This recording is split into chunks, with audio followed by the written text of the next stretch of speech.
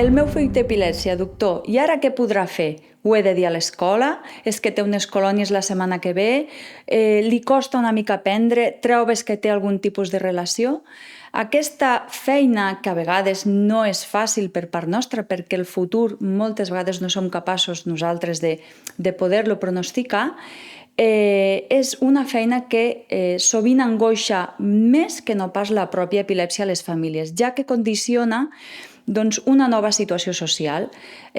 Són famílies que han d'explicar a l'escola que aquest nen té un possible risc de fer una crisi, de manera que hem d'explicar que han d'estar tranquils, que han d'informar les famílies, que pot fer vida normal, que ha d'estar integrat com tota la resta de nens i que només en determinades situacions potser ha de disposar d'algun tipus de fàrmac de rescat si el seu metge ho indica. Respecte a l'oci i als esports, els nens amb epilèpsia, mentre no hi hagi una contraindicació expressa del seu neuropediatre, poden fer vida i han de fer vida normal, de fet.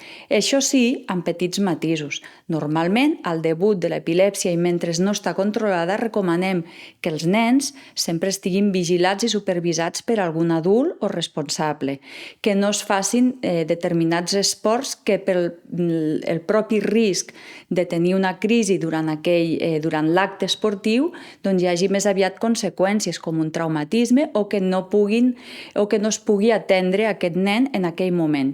Però en general això és una minoria dels casos.